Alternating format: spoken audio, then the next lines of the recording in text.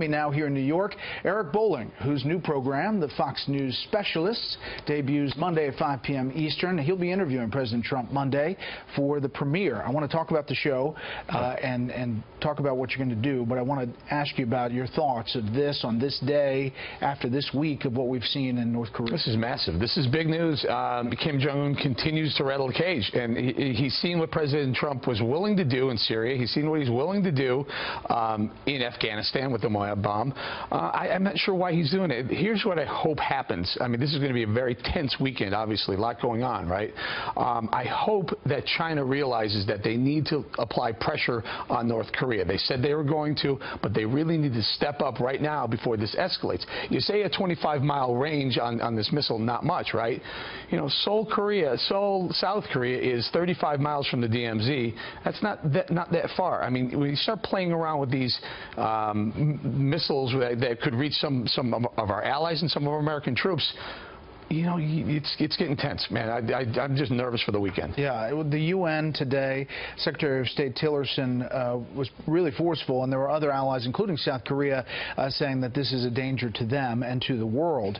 But the question is, does China get it, like to the level that they're going to really ratchet up the pressure? I think they have to. I think they do get it, and clearly, you know, North Korea is one of their biggest partners. Some of the energy they trade back and forth, you know, customer base. But at this point, you know, you're talking major nuclear potential in the region. You know, we have the Vincent on the way there and getting ready. That's very capable. We have, you know, a nuclear triad literally that could reach North Korea immediately, ready to go. They have to stop playing around with this. I'm just shocked that all the warnings that they've been given, they continue to rattle the cage. My guess is, though, if they ever were to load a nuclear warhead into any sort of missile, the region would put an end to it rather quickly. And again, hopefully China really is the key here. And I think a lot of people push back on President Trump for saying, hey, you promised to make China the currency manipulator and you know, lean on them with some financial sanctions. And you change your mind on that. Here is a great reason why President Trump was smart in doing so.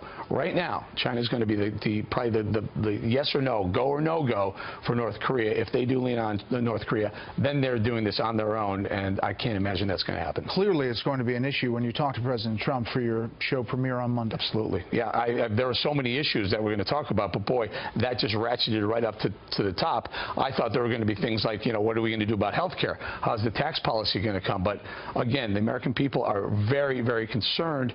And don't forget, Brett, I think you guys broke it last night at 6 o'clock, the Fox News poll that said somewhere around 60 to 65% of the people polled agreed with President Trump's using the Tomahawk missiles in Syria and using the Moab bomb in Afghanistan. They agreed with that policy, strong foreign policy. I think they're going to be behind Donald Trump with whatever he decides to do in North Korea. Quickly, tell me about the show. Great show. Myself, Ebony K. Williams, and Kat Timpf, three of us are going to be there every single day, and the two outside seats, there'll be 5 people.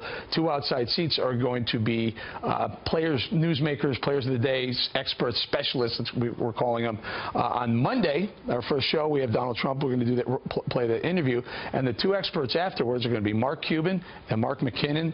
It's going to be a hot show. I think it's going to be a great lead-in for a special report, the way the 5 was. That's what we like to hear. All right, Eric, thank you very much. Brett, thanks for having me.